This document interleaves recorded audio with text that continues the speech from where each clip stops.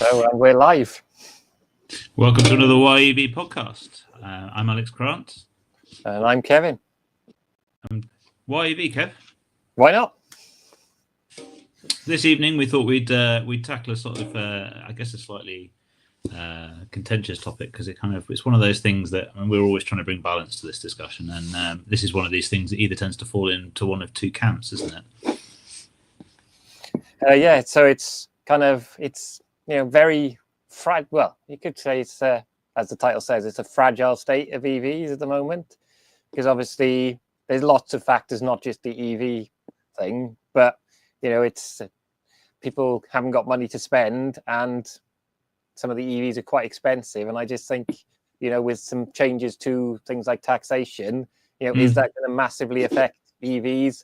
And if you look across to other countries, America changing their rules on the EV grant, is that going to have a knock-on effect here? Would it benefit us, or will it give us a disadvantage? Well, I guess it's worth sort of starting with a kind of a is the market healthy? Is the market dead? I mean, depending on who you read at the moment, things are either on the up or they're tanking.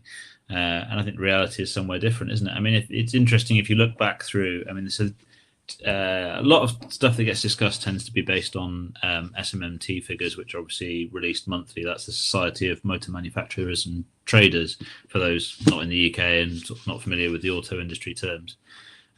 Very detailed data in terms of fleet, private, fuels, bestsellers, etc., etc., etc. But you can also get that information from the Department for Transport, and they log things like monthly, month by month, quarter by quarter, year by year, fuel types for licensed stock, and also new registrations. And it's quite interesting because you can see the things that got talked about a few years ago if you plot those as rolling 12-month totals. So if you plot things month by month, you get loads of fluctuations all the way through the year. Obviously, if you plot it as a 12-month average, you're then getting a kind of a picture for, that irons out things like slow months like December and so on. And actually what happens if you look at that chart is that fleet in the UK, so business registrations, and I'll come back to the definition on that in a little bit, has continued to rise. Retail in 2020, 2021 was on an uphill curve, and then it got to 2022 and it flattened off.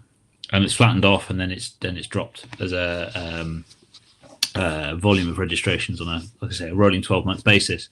What's quite interesting, of course, about that is if you cast your mind back to the start of 2022, we had a number of things going on all at once. We had a number of energy companies collapsing, people moving energy providers, and obviously that then starts to be reflected in your standing costs for your utility providers.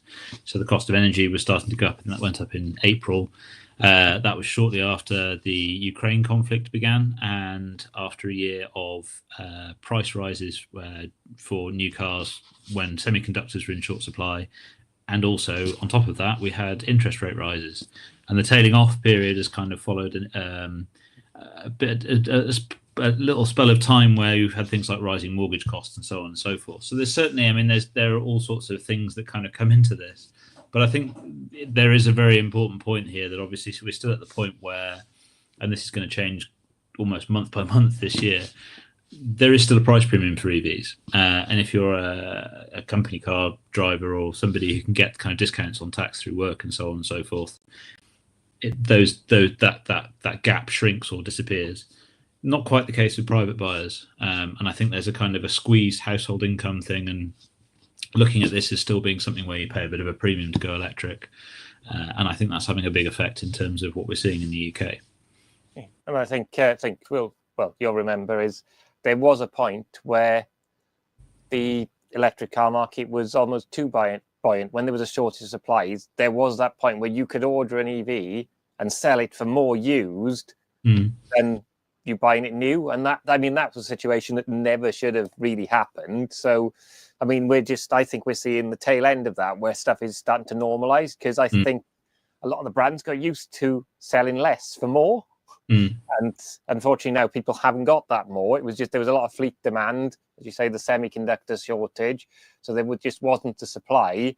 But we are starting to see the discounts. And I mean, it's always difficult for a manufacturer. Once they've gone higher, you've seen how it's happened with some of the Tesla pricing, how it's massively affected residual values, because you suddenly make a big discount on your new model, on your model that exists. You hit all the used prices, and then it has an effect on the market that then people maybe can't get out of their cars, or there's a lot of cars on the market which have to be sold for less than the companies were hoping they would. Because if you think a lot of them are going to be leased, that those companies have worked on having a set residual value at the end, and if that goes wrong, it can upset the market massively.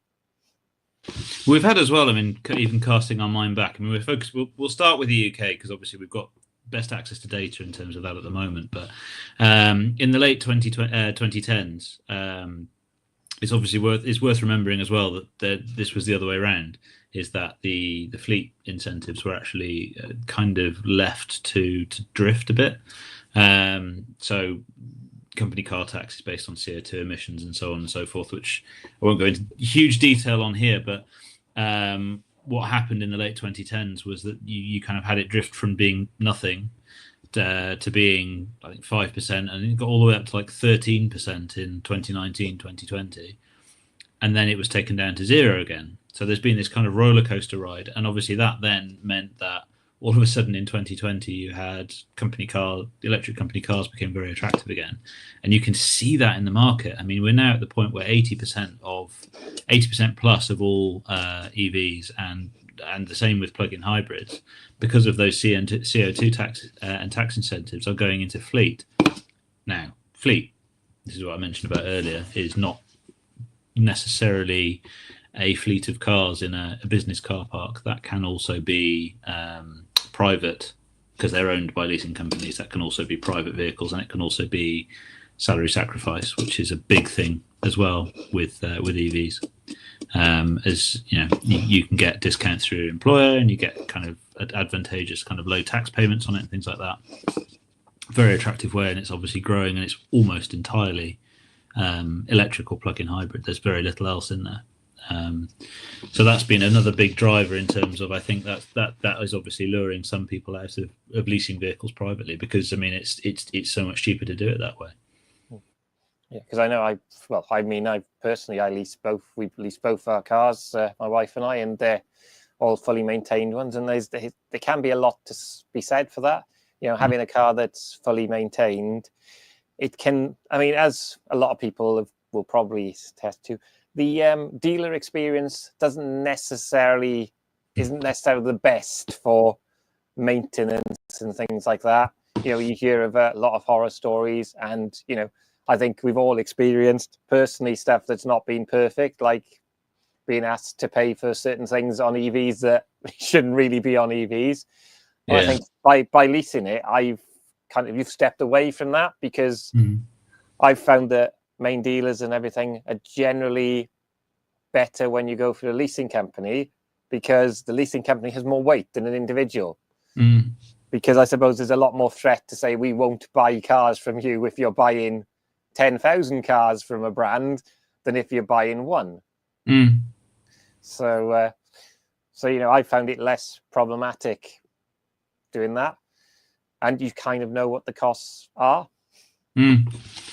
Yeah, and I think that as well, when you're looking at things like, I mean, there's been an awful lot of bad news stories, hasn't there, over the last year, about things like collapsing residual values and how long it takes for things to sell if they're electric. And you know, if you're looking at spending your own money on one of these vehicles, it's kind of like, oh my god, what if this is not worth very much in a few years' time? And I guess I mean we're sat on potentially that issue, and that we actually own our car outright. It's not leased. It can possibly, especially when things are squeezed, feel quite like quite a risk to take, can't it? I guess. Yeah, I mean, that's the thing, is I would, you know, I mean, the problem is, again, as we've said before, there's some very different markets for cars. You know, this is where you get all the comparisons, which I think we've spoken about before. Is you see lots of people, you know, you see people complaining about, you know, there's a lot of misinformation. someone complaining that their Porsche Taycan is very expensive for tyres and servicing. But you can't compare a Porsche Taycan to a cheap Ford Fiesta petrol. If you wanted to be a fair comparison, you'd compare a Porsche Taycan to a Porsche Panamera. And I would imagine they're going to be equally expensive to service. And that's the same. Yeah, I mean, I think it's interesting, isn't it, when we the kind of trying to find in terms of kind of how fragile the market is. If you take the top level figures, it's not fragile at all. I mean, last year, 20% higher. I'm just looking at this, 21% higher BEV registrations last year compared to the year before. That's quite a decent uptick in terms of demand. In terms of registrations and so on, which is good news. And now you're looking at a situation where you're 3 times more likely to have somebody driving a new electric car, than you are to have somebody driving a diesel car. So on the face of it, that kind of quashes some of the things about how fragile the market is. But actually, within that's become a product that's very, very fleet weighted, and also very much dependent on those company car incentives that we talked about a few minutes ago. Without wanting to get party political, I mean, we're now starting to see the first weeks of a new president in the United States who's rolling back on some of those incentives, and we've had a little bit of this in the UK, didn't we? We had Rishi Sunak kind of roll back on deadlines that have been put in place by his predecessor.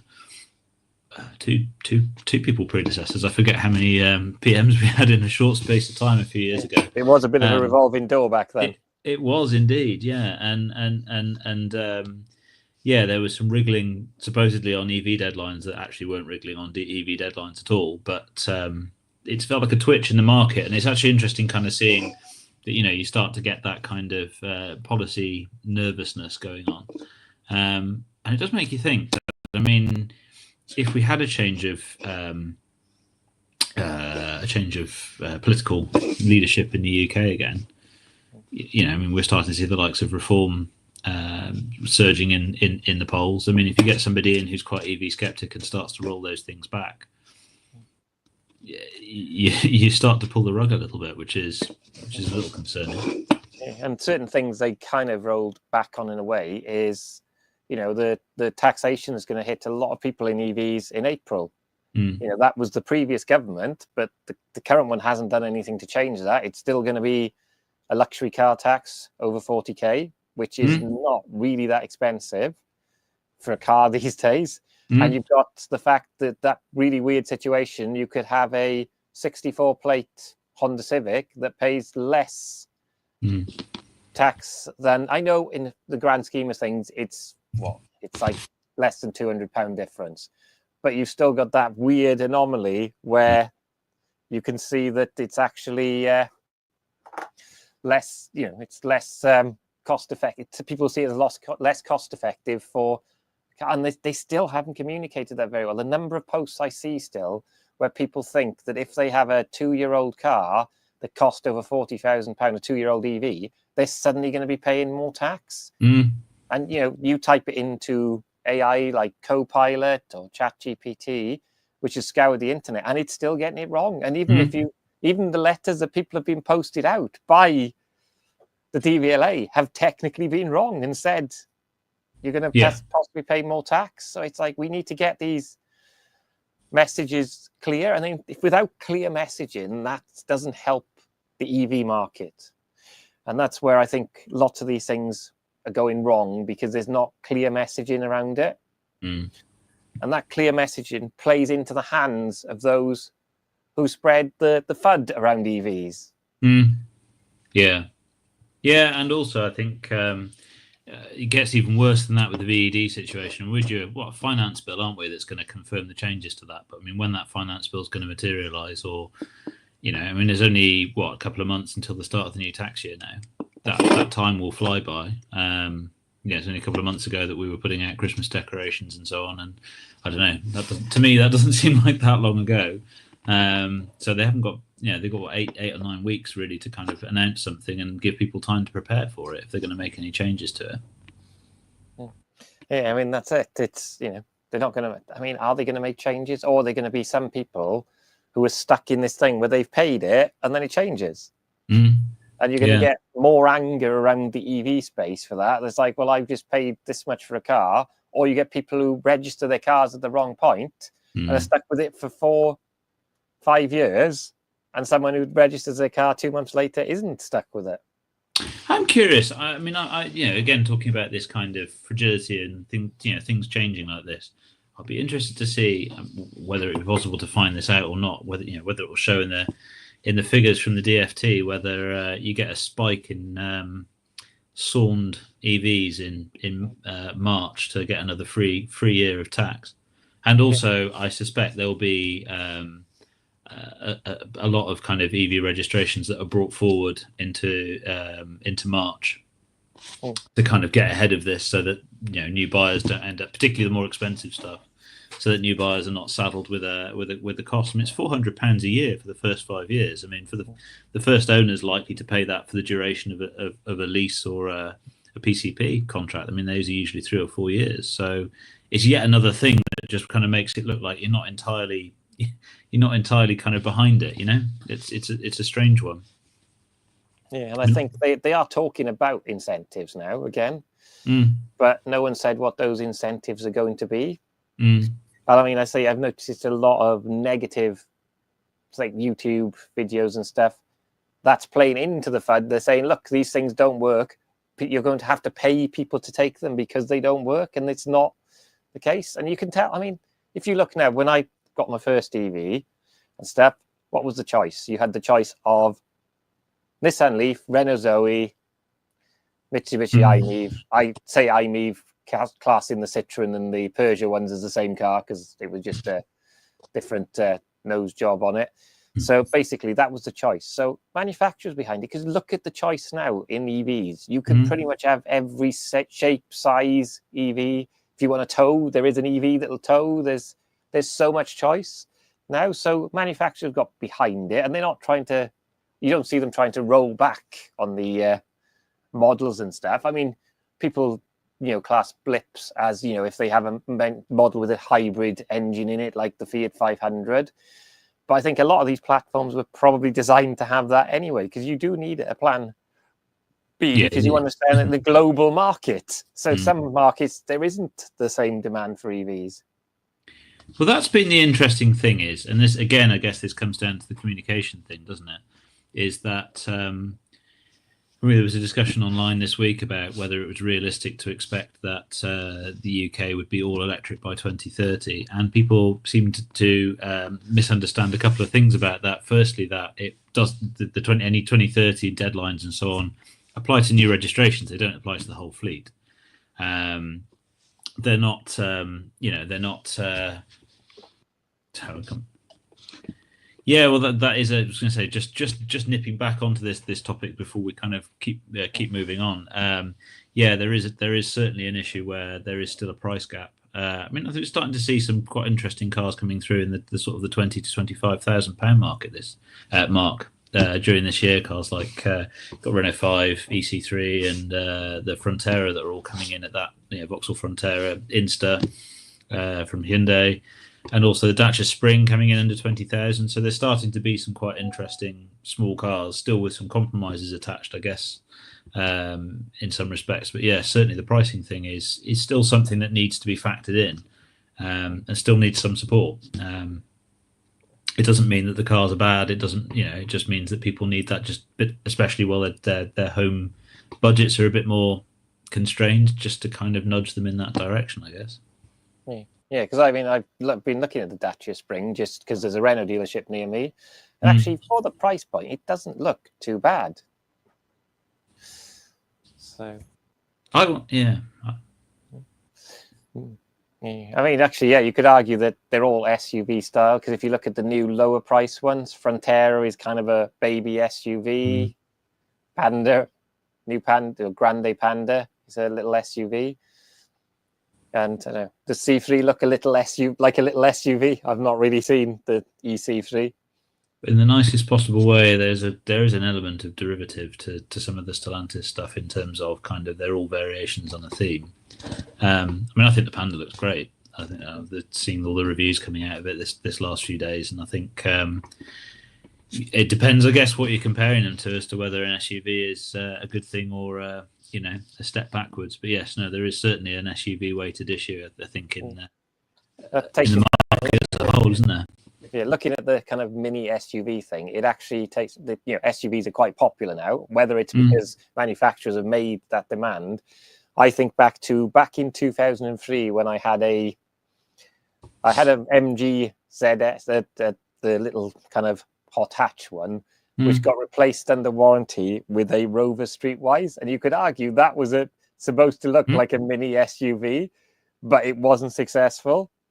So was that kind of ahead of its time? Because didn't you have the Polo Scout at about that time as well? Yeah, there were a few kind of cladded versions of the best. I think the best one of the lot was the Hyundai did one called the Getz. Remember the Hyundai Getz? Oh, yeah. They did one of those called the Getz Cross. I never saw that. No, I don't think it was sold in the UK. It's one of those ones that might well have been rebadged, but yeah, a slightly amusing naming strategy with that one. But yeah, I mean, I think one of the things that's kind of I don't know that people necessarily appreciate is, as I say, that the 2030 getting rid of petrol and diesel vehicles thing is a step rather than a kind of an overnight switch to electric. It's gonna be at least a decade before we even get to half of all the cars, anywhere near half of all the cars on UK roads being electric based on current plans. Or electrified even. The new car sales are not going to go that way until 2035. 2030 is a hybrid deadline. And there's all this kind of talk about moving deadlines and all of this sort of stuff. And actually the deadlines for EVs have never moved at all. But by miscommunicating that, kind of playing on the fact that people didn't really know about it, it looked like things were being credibility in EVs was being undermined, and you had people saying things like, "Oh, well, the charging infrastructure is not ready," and so on. It's just think, well, if you're just changing deadlines for hybrids, then it's got nothing to do with the charging infrastructure anyway. You're not allowing any more time for that to develop. Yeah, and on the charging infrastructure as well, I think there's a lot of issues now with charging infrastructure, whether it's vandalism or theft. But there's a lot of news coverage on that. And I mean, that's not going to be helping people's confidence, because now you've got people thinking they'll go and turn up to a charger and find the cables cut on it or something like that.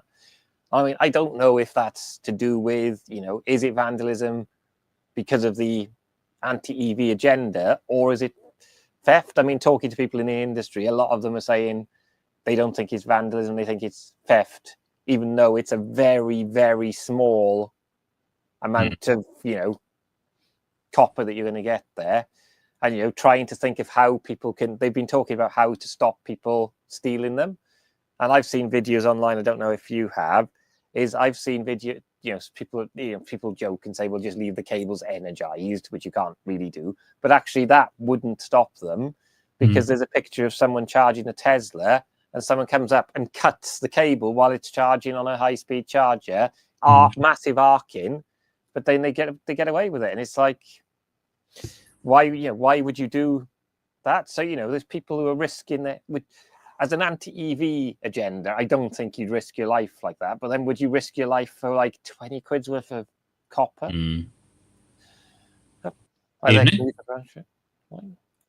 So, the interesting thing, I mean, I guess with deadlines and so on, and kind of we've had a number of manufacturers that when things were looking a little bit kind of rosier and like the direction was, a little bit more, the progression was going to be a little bit more, a little bit steeper towards EVs. A number of manufacturers that were kind of setting late, deadlines by 2030 to phase out anything fueled in Europe.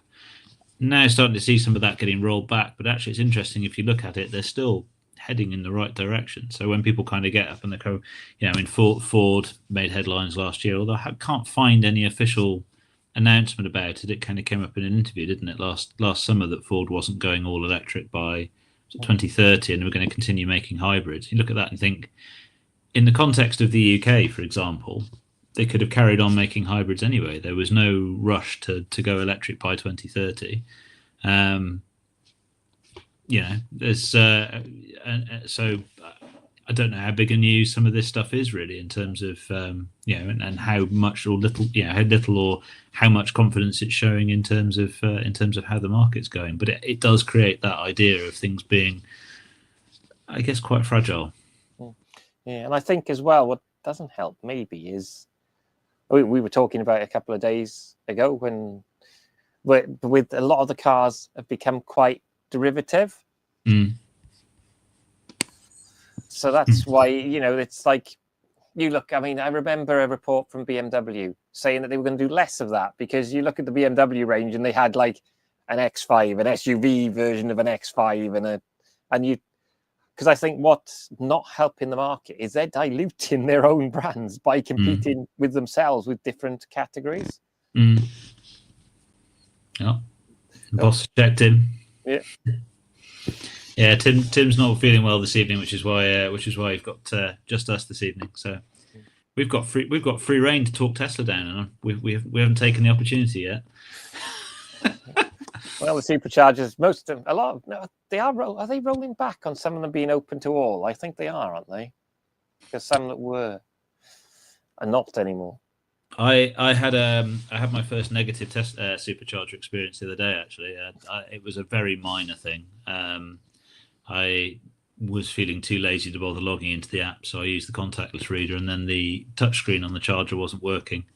So I ended up tethered to a supercharger until it reached 90%, and then the car let me go, and I couldn't get through to anyone to get it to be released. But I mean, at 51p per kilowatt hour, I guess it's not the end of the world. I got nearly a full charge.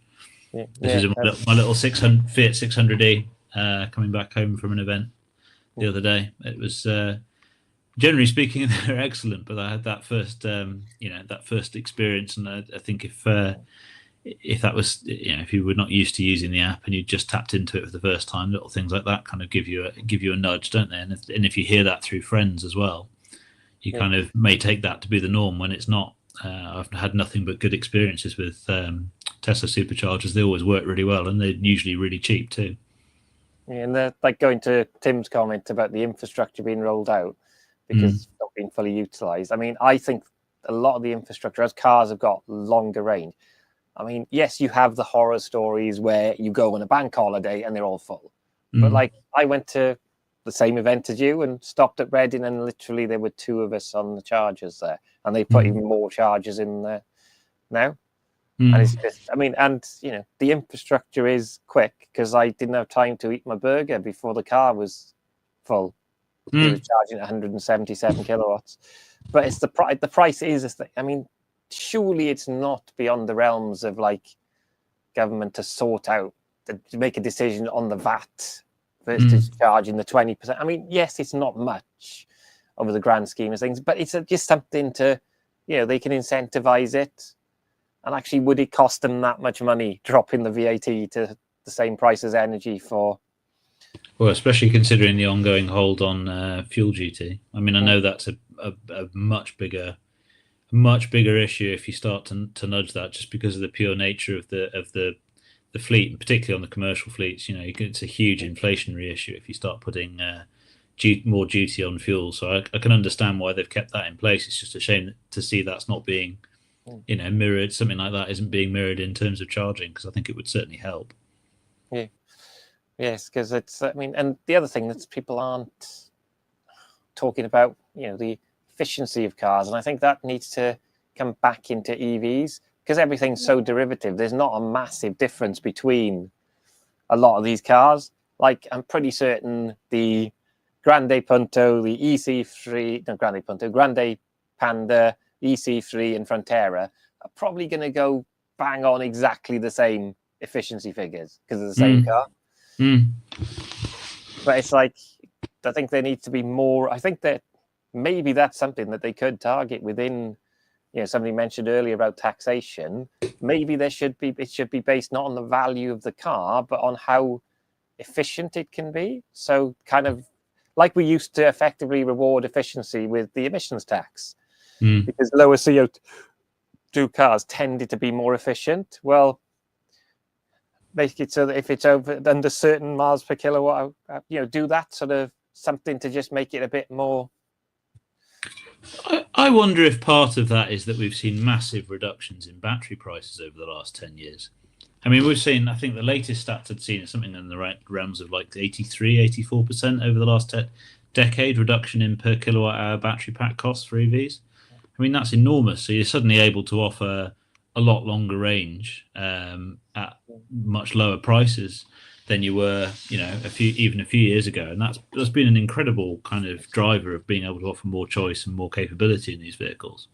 But I guess it also removes that incentive to really push to make them more efficient, because you can offer more range by adding more pack, can't you? I mean, but there is going to be, as things get more and more competitive, I think there will inevitably be this kind of push to make vehicles more efficient, because the more efficient you can make them, the less raw material you need to be pumping into them to make them go the same distance. Look at things like last generation Kona was going a long way on not a huge amount of. Although at the time, in 2017, a 64 kilowatt hour pack seemed enormous. Yeah, now it's kind of more the entry level pack, which is mad, but it still goes much further than a lot of the cars with the bigger pack. Mm-hmm. I mean, I think as well is like this week I've been in the car I'm swapping with you fairly soon. But I mean, we both went to the same event in different cars, and I think, on the way up there, I was getting 3.6 miles per kilowatt hour. So embarrassingly, just to give a sense of this, Kevin's ridiculous talent for efficiency means that he was getting the same efficiency out of an Ioniq 5N as I was getting out of a Fiat 600e with a quarter of the horsepower. It's not to reflect badly on Fiat. That's large, as much about the driver as it is about anything else. But it's interesting to see that, as you say, I mean, there's not that huge spread really in terms of those figures, is there? Yeah, and I mean, I've looked at the average since I've had it now, and it's averaging 2.9, which is not awful when you think that I've had some fun with it. I've not just been driving Miss Daisy in a car with that much power. I have been playing with that car, and it is. I mean, it's a very interesting car. So in many respects, it's like two cars in one. In eco mode, it's no different really to drive than a normal Ioniq 5. So, but yeah, it's a genuinely good car. But that's the thing when you're looking about costs and stuff, there's a lot of things in that car that it's got, because I feel that it needs to be trying to target that premium price point, which actually, if it didn't have them, it would be even quicker. Yeah. So, I mean, and that's the thing with maybe manufacturers need to start to look at it, or maybe it's just the UK. I mean, the UK have never gone for base model cars, which is probably not helping that manufacturers don't sell them here, because the number of times I've gone abroad and you see like cars on hubcaps and everything, and you think, I didn't know they made them that basic. But I think that's, maybe that can help the EV market if actually they do them. I mean, you did, because isn't it the Frontera's on steel wheels, but not on the electric one? The Panda gets steel wheels as well, depending on the version. I haven't checked spec, but I'm quite into the idea of an EV on steel wheels. Yeah, because you can probably make them lighter, but just super fast charging requires interest. But yeah, that is the thing is, I think more cars should come with 22 kilowatt charging. I mean, Renault pretty much do it, because that's actually a reasonable amount of miles in an hour's range. And that was the one good thing about the Zoe. I mean, you think back to the Zoe, an hour's charging on a 22 kilowatt was effectively your battery full again, which is nuts now. But, you think about that, that's a lot of things, and it's not difficult to do. But again, it's what's not helped the fragile sort of thing is not talking to the EV industry, because now you've made 22 kilowatt chargers in the UK expensive to deploy because they have to have contactless. Yeah, it's not just expensive to deploy. It's the fact that you can't, if you are I mean, that where that particularly hits is if you've got um, your own chargers that you can make available to the public. It might have been that without, I mean, I think the regulations in terms of reliability and so on. So there was a whole new set of regulations that came into force last November about reliability, ease of access, data provision, and various other bits and pieces, just to try and kind of improve the charging experience, which I think most of us know it's certainly got a lot better, but there are still issues to solve.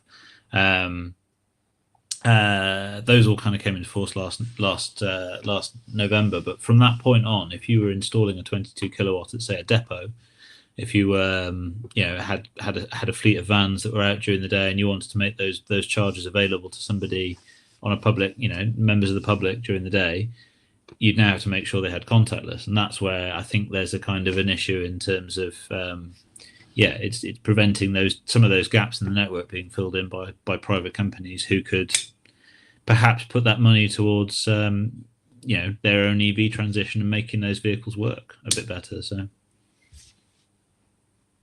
yeah, and someone who's got a Zoe that can charge at 22. I mean, the good news on that is there are quite a few cars. I think all of the Renault stuff can do it, can't it? The Megane and the Scenic can still charge at 22. 11, I know a lot of the Stellantis stuff can do 11. Yeah, I believe the Aria can do 22 as well. Mm. So there are a lot more cars that can do 22. Weirdly, the vans can do it as well. So if you get a Renault Kangoo, I'm guessing there is a car version of that as well. So you've got the Renault Kangoo, the Nissan one, and the Mercedes Citan can all charge at 22 kilowatts as well. So, I mean, that is a game changer. If I'm deploying chargers, I do tend to do 22s, but whereas before I could have made them publicly available, now I can't without contactless. The 22 kilowatt for vans, I think, is perhaps more important even than it is for cars. Just to kind of add into that, I think that's one of those things that I think it should be almost like a standard on vans. Okay. Just for the point of view of kind of putting that depot infrastructure in and not having to rely on either having 7 kilowatts or 100 kilowatt plus, which is what the situation is at the moment. Most of them stop at there's a gap between 11 and 100 kilowatts, isn't there, for most vans at the moment? Yeah, I mean, that's because there are some weird chargers I've seen that when I've done an EV rally, Max has had 25 kilowatt DC chargers installed on a lot of their sites because of the issue with not being able to charge on AC. But weirdly, a 25 kilowatt DC charger isn't massive. It's about the size of, I'm trying to think of something I can compare it to. It's not. Kind of say it's probably not much bigger than the inverter you'd see on an early inverter on a solar array or something like that. Although those have got smaller now. So, because I know from personal experience, when my inverter died on my solar installation, the one that replaced it was about half the size, but higher capacity. So, I mean, I think it's going to be interesting in terms of, I mean, the tech is evolving all the time, obviously. We've talked about some of the sort of the fragility side of things and kind of what's coming in to solve that. I mean, my sense of things, and I don't know how you feel, is that there's a cost of living based slowdown in terms of private registrations, full stop, which is, I think, making the market look a little bit kind of softer than it otherwise would be. It's that kind of, it's avoiding those knee jerk, big political goalpost moving sessions that's going to be the big key to keep things going in Europe. But I think Europe seems to be kind of, generally speaking, heading in the right direction with electrification. It's fairly consistent. Things haven't really moved in the UK. The deadlines have been brought forward, if anything, and they haven't moved back at all. There's been we seem to be going in the right direction, even if there's been a lot of things talking about stumbling blocks and all the rest of it. Yeah, well, if you look at the sales charts, which you've probably got fairly handy, the interesting thing is which brands are doing really well. And if you look at one of the really high in the sales charts, apart from Tesla, which is probably more retail buyers, is MG4. MG4 does really well in the sales chart, and because it's competitively priced. It's much cheaper. And I think we saw it, we've probably talked about this before. You saw it back with the South Korean brands. They came in cheap, but with longer warranties. And then they improved and got much better. So many, you look at EV9, Ioniq 5N. These are all premium products. I mean, it's the same with, you can look at it with white goods. You've got if you've got a TV now and you're going to go for a big brand, a decent brand with lots of features, which one is it going to be? It's going to be a Samsung or an LG, which are South Korean brands. You don't often think I'm going to buy a Sony TV now, and they were, back in the old CRT days, you were something if you had a big Sony CRT. Yeah, I used to have one, as you may well remember. Yeah, I've just seen go buy all the 50 kilowatt chargers from GridServe. I think DVT that make them do still exist as a charger brand. I'm going to have to Google if they still exist now, but I mean, I know it did have the nickname and the early CCS bits on them. It stood for "Don't bother trying," but but I think they still. I'm going to have to consult Google to see if DVT still make chargers. I think one of my last DVT charging sessions, it was an AC one, and it was the surround for the AC plug was completely missing. And it was just all the prongs. Actually, I was with you. It was the new Hilton Park, wasn't it? Hopwood Park. No, Hopwood Park Services. Hopwood Park. Yeah, but it was still online, which made it even worse. Yeah, it didn't have any way of latching it to the car, because the thing that it latches onto is there's some undebatable fragility there. Is that those have been beaten to hell and back, but yes, DBT still make chargers in France. So there's a charge company. I guess there's the interesting thing, as we've mentioned before on this, will be how those cheaper vehicles come in terms of SALSAC and the effect that when you have salary sacrifice vehicles in the low 20s, that you're suddenly then very much democratizing of going electric. Actually, Citroen's done an advert playing on the French Revolution with these. Have you seen it? Is that was playing on? I've seen the advert, but I didn't realize what it was. Yeah, with the EC3s. Yeah, it's stealing them off the French elites and saying electrification is no longer just for the elites and so on and so forth. I mean, I think there'll be, once you get those vehicles coming into that, with combining those vehicles with the kind of the tax incentives, that's going to be really interesting in the UK this year, and kind of, I guess, really stealing more of the traditional retail volume. It's interesting. I'm actually looking at so figures in terms of salary sacrifice and private leasing are not that kind of widely sort of sent out and sent around and so on. But if you look, there's an association called the BVRLA. They represent all the leasing companies and rental companies in the UK. And the charts, if you look at theirs in terms of where PCH and salary sacrifice are going, they're going in opposite directions at almost exactly the same rate.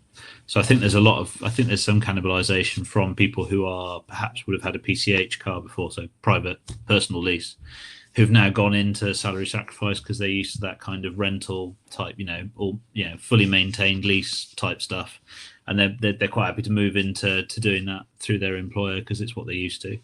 So there's movement around within it, isn't there? So, but I think you're going to really see salary sacrifice continue to take off this year once you get cheaper vehicles coming online. I think the MG4 does quite well in salary sacrifice. I would imagine it does quite well in salary sacrifice and mobility, and the ZS does really well on mobility.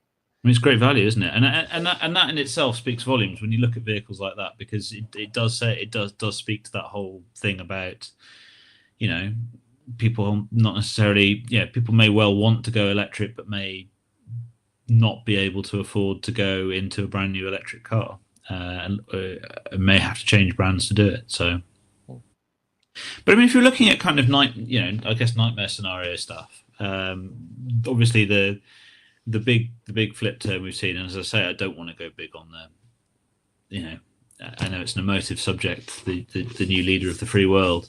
But obviously, we are seeing a transition from an administration that was very pro-EV to one where it's been very politicised during the election campaign. The whole, unfair backing of EVs and so on in the States, and then having things kind of executive orders coming in talking about removing some of those incentives. I think America is going to be interesting to watch as a case study for how fragile things are in two regards. Firstly, that they're quite hard to unpick some of these things once you put them in place. I mean, I think I saw something the other day analysing how easy it would be to remove things like greenhouse gas standards, which they've got over there. So targets for reducing fuel consumption for new vehicles, which push manufacturers towards EVs, but don't actually mandate EVs. Some of the documents for the targets that came out last year that have been kind of assumed to be like a mandate for EVs, they're not. American manufacturers in America have got targets to meet in terms of improving the efficiency of their vehicles and so on and so on and so on, but they haven't actually got sales targets like we do in the UK. Things like that take a long time to unpick, and actually, as they stand, they allow you to buy more efficient combustion vehicles and hybrids and so on. But obviously, the easiest way to get there is to sell lots and lots of EVs. So they are stimulating that. But things like that may take more than, or most of the time an administration is in power to do to make any meaningful change to that. So that may not happen. There's talk about reducing tax credits, but the tax credits seem quite focused on locally produced EVs and kind of giving the US supply chain a bit of a boost, which to my mind feels like a bit of an own goal, especially if you're kind of conscious about the threat from Chinese brands. You're basically ceding defeat to those brands if you hobble your own, your ability for domestic manufacturers to sell competitive products in the short term. And also in terms of investments then in having clean tech in manufacturing in the US, I think removing all of those feels quite short-sighted to me, given that things around the world seem to be moving in one direction, even if the pace looks a little slower than it did a few years ago. Yeah. But is the ideal to maybe trying to get those brands to base factories in your country? Because I mean, you look at a lot of the South Korean brands, they have car plants in the States. Yeah. EV9 is built in the States for the American market. I mean, there's lots of Chinese brands that have got European factories coming up. You've got some that have got them in Spain. I do wonder whether, if the right market conditions can be made correct, will we have Chinese brands setting up in some of these factories that the Japanese manufacturers have pulled out of and things like that? Because you think that, the Honda plant was a massive plant in Swindon. But, would you get a Chinese brand making cars in that, and that would avoid any tariffs within Europe and stuff by building cars there? Well, the tariff thing's another layer of potential fragility to the whole market, isn't it? It's that kind of, who the hell knows what's going to happen, in the next months and years once you start getting people slinging tariffs at one another. And I think there's that need to, and this is again something that the previous administration was trying to boost, is to kind of have that domestic supply chain for things like batteries and also R&D for these vehicles, and just to kind of keep that in the States. And I think that adds a tariff-proof robustness to the EV transition that I think is needed. And I think we need that in Europe as well. And we're starting to see that in Europe, aren't we? I mean, we're getting more factories based here and more, stable local production that doesn't rely on having ships full of batteries coming from all across the world, which is quite a, it's quite a burden in the whole process, isn't it? Yeah, and I think some statements can not help us. Like it was recently I saw the fire chiefs, the union or something, said that they should do something about the huge threat of EVs and fire. I mean, publishing statements like that without a factual basis doesn't help as well. Yes, this is interesting. So Ron said, if tax credits are being discussed, how about the 70 billion tax credits the oil and gas producers get? If that were to be stopped, the real price of fuel would be eye-wateringly high. Exactly that. There's so many little subsidies and things going on that people just don't talk about and haven't been aware of. And also, I think it's interesting how emotive things, anything to do with, cobalt mining and all the ethical stuff in terms of mining raw materials that people never really give a monkeys about when they were, putting those things into their laptops and their mobile phones and other bits and, vapes and all sorts of other bits and pieces.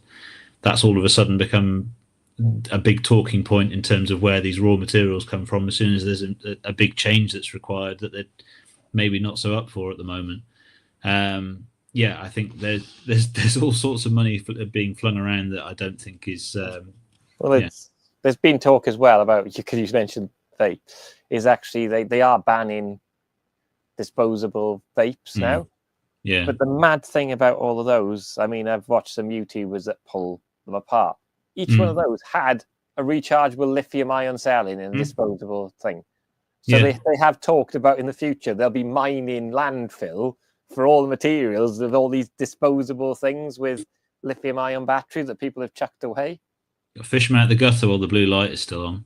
Yeah, you're driving along the side of the road to see a little blue LED, and it's something like that. But it just seems ludicrous that people talk about all that, but you allow people to throw away materials like that. It's just ludicrous. But I think we've touched on one thing that we've come across quite a lot in this is that consistency point, isn't it? It's kind of giving manufacturers the faith to, in terms of a long-term plan that makes them want to invest in having those plants where local to where the demand is, and also then giving people, consumers as well, the want to, the desire to invest and the surety to kind of go, I can do this because I can charge it somewhere affordably. I know that it's, there's a market for it as a used market, and kind of getting that message across to people that it's not kind of it's not an emerging technology. It's becoming quite an established technology now, and then people are kind of understanding and recognizing some of the issues with it and addressing them.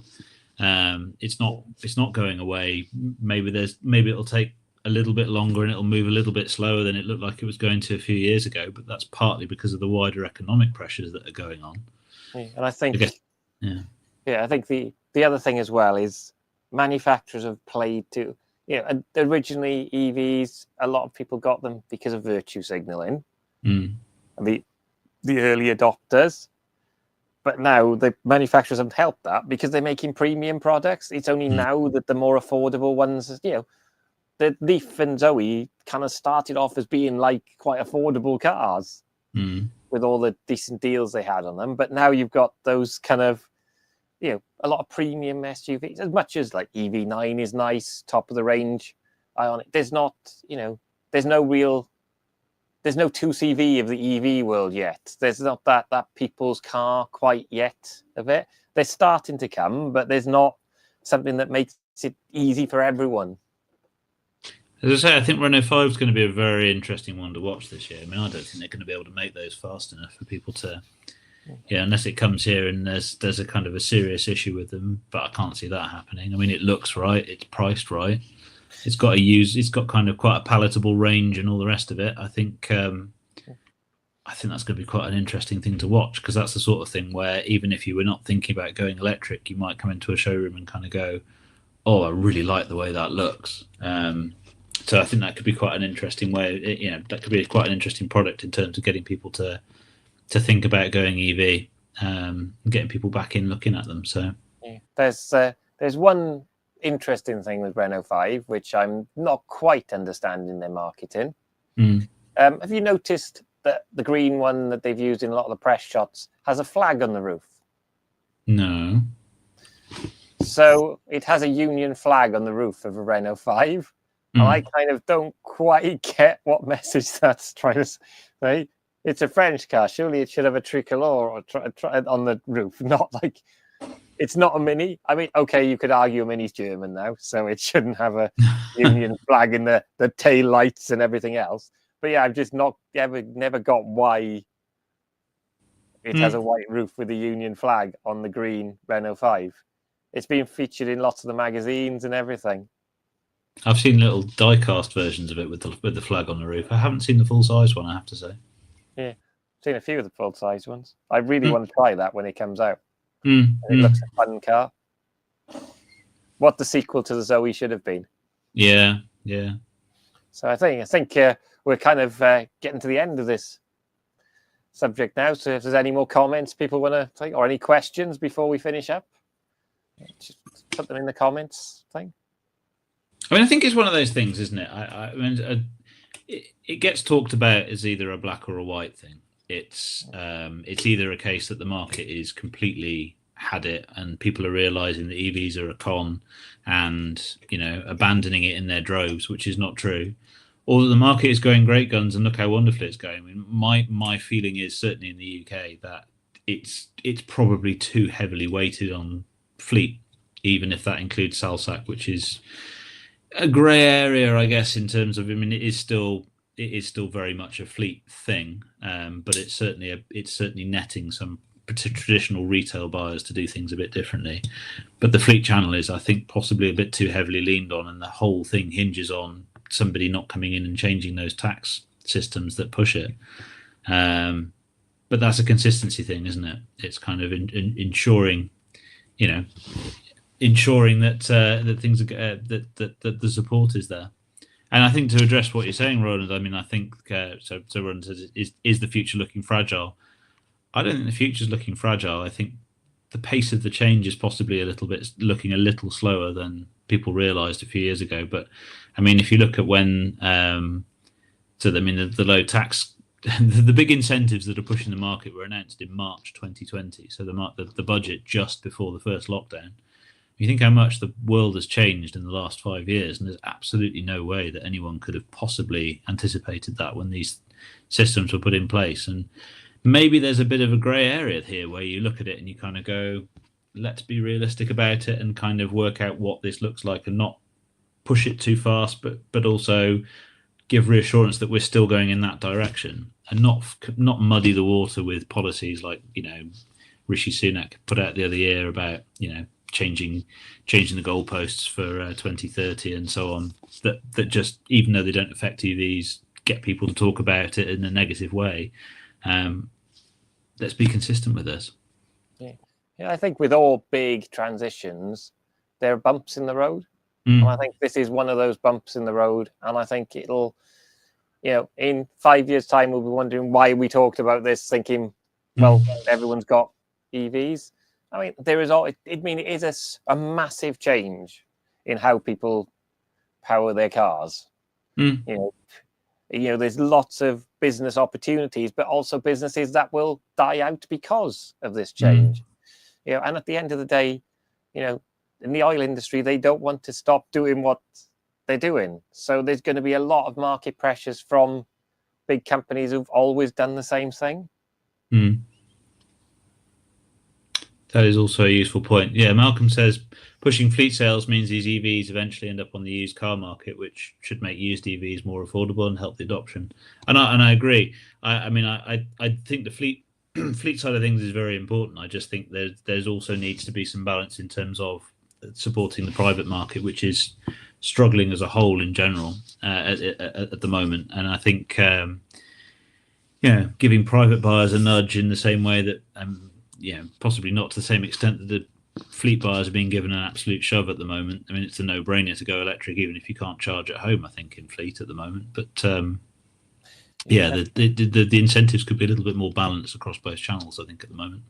I think the biggest issue is I guess, for that part of the market where, people will buy throwaway £500-600 cars. And I'm not sure at the moment where EVs will get to that, because their batteries will be too valuable for them to get to that point. So they would have been stripped of their batteries before they get to that point. And I think, I don't know how you deal with that side of the market. I mean, unless batteries just drop so cheaply that actually they come to the point where actually there is no real value in them at the end. But I just don't see, I can't see if any EV that the batteries are going to be worth less than £1,000 at the moment.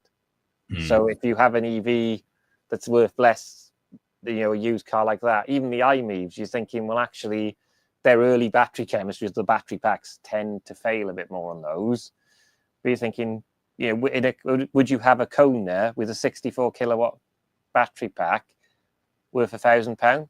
Because a 64 kilowatt battery pack is going to be far more useful as a power wall or an energy supply than the car would be.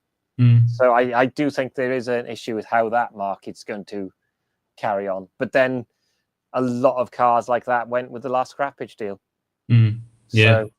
So that wiped all those cheap cars, because I remember doing things like ramshackle rallies, Mm. and you could get cars for under 250 quid, do a little bit of work on them and be back on the road, but you don't get cars like that anymore.